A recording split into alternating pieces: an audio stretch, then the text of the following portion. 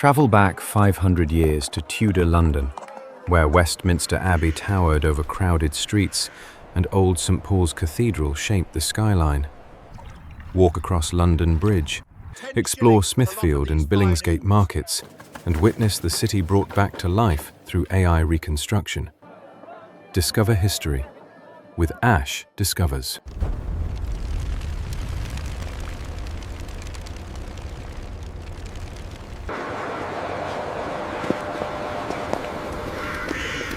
Westminster Abbey stood at the heart of Tudor London. For centuries, kings were crowned within these sacred walls. Monks moved quietly through candle-lit halls as prayers echoed through the stone arches. Here, faith, power, and history shaped the future of England.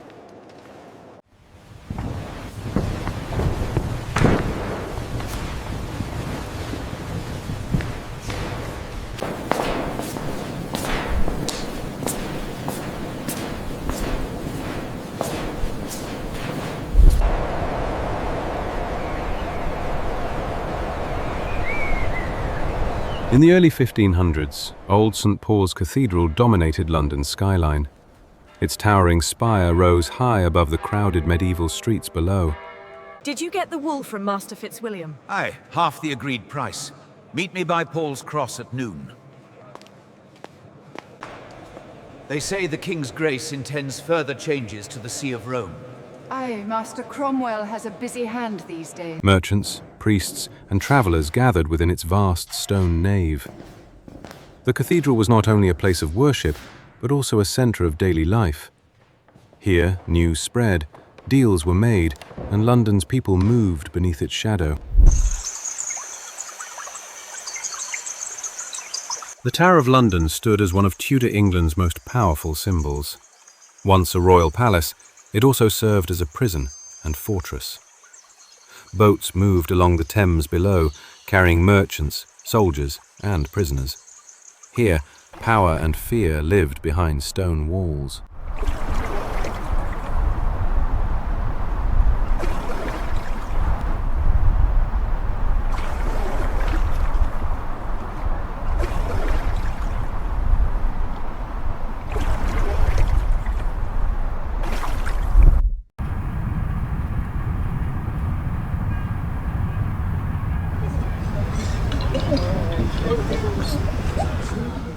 In Tudor London, London Bridge was lined with houses and shops. Crowds crossed above, while boats carried goods along the Thames below.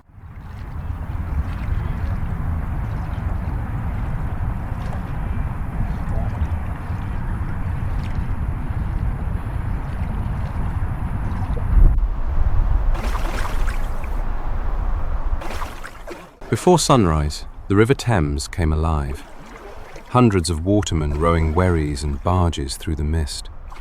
Workers, merchants and nobles crossed the river daily, while royal barges carried King Henry VIII between Greenwich and Westminster.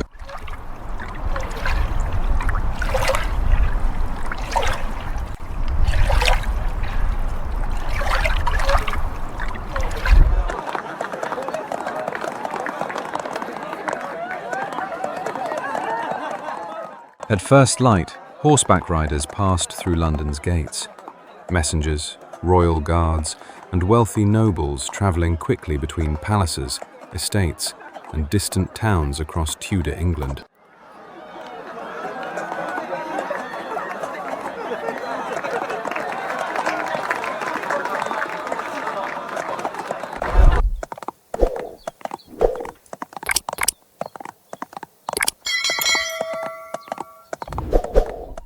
Heavy carts rattled through London's narrow streets at dawn, carrying grain, firewood, and barrels of ale. Iron-rimmed wheels echoed loudly as traders pushed through the crowded Tudor city.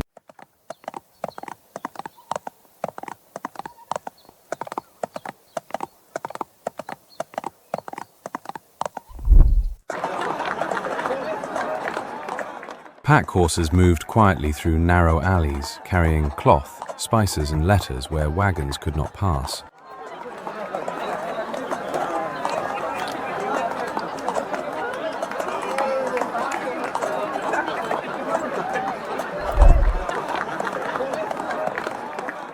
Rare and ornate royal carriages rolled slowly through Tudor London, reserved for King Henry VIII and the aristocracy.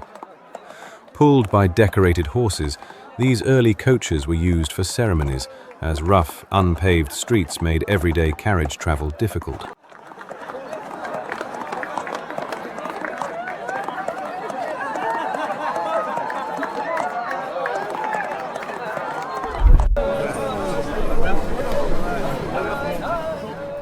London's streets filled with excitement as entertainers gathered in taverns and courtyards.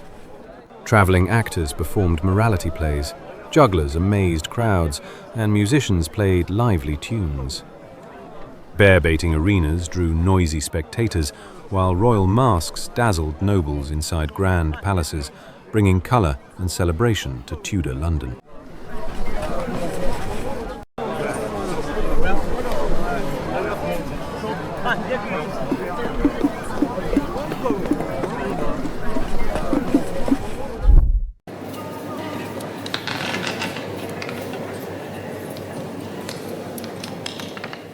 Food in Tudor London revealed social class at a glance. Commoners ate simple meals of bread, pottage, cheese and ale, while nobles feasted on roasted meats, pies and spiced sweets.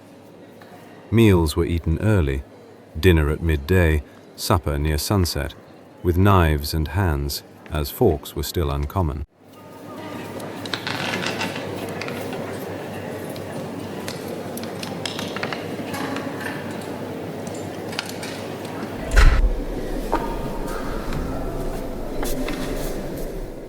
Church bells echoed across London, guiding daily life with prayers and processions. Monks and friars walked the streets, seeking donations, while citizens gathered for Mass, as faith shaped work, rest, and every moment of Tudor life.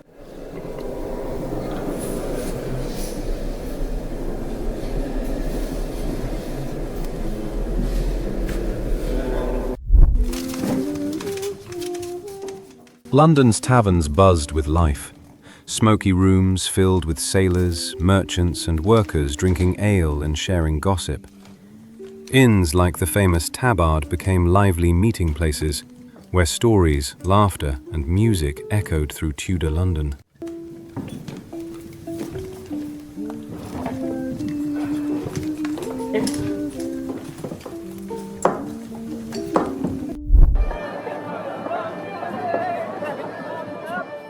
Music filled Tudor London.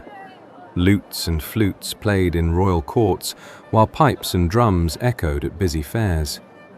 Nobles danced in candlelit halls, as commoners celebrated with lively jigs and festivals across the city.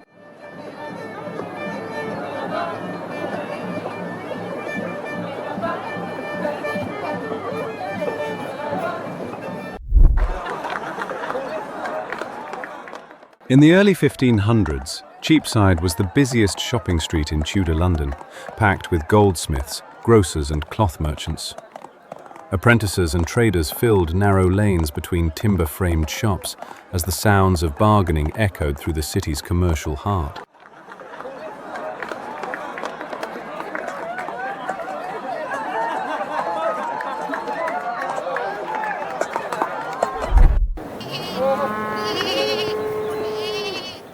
In the early 1500s, Smithfield Market was loud, muddy, and crowded with cattle, sheep, and horses.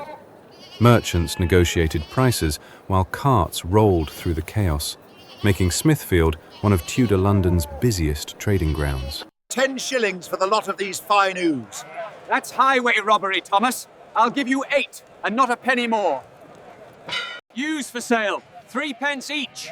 I have goats, strong milk goats here. Oxen, strong oxen for ploughing.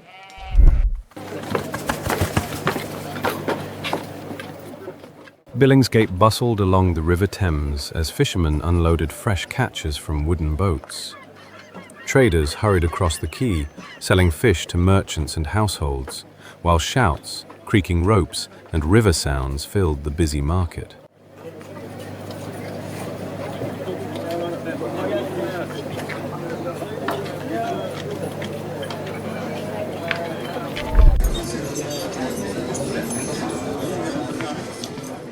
Leadenhall Market thrived as merchants sold meat, poultry, leather, and wool beneath covered arcades. Traders moved through narrow passages, bargaining loudly, while the busy market stood as one of Tudor London's major commercial hubs.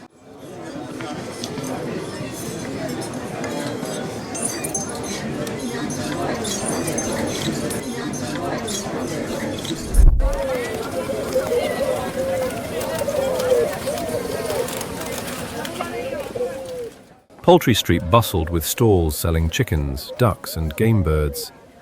Hawkers called out to passing buyers, while narrow lanes filled with bargaining voices, making this street one of London's busiest food markets.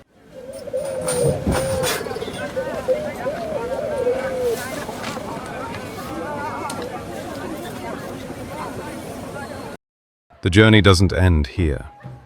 Subscribe to Ash Discovers and continue exploring the past with us. Part 2 of London 500 Years Ago is coming soon.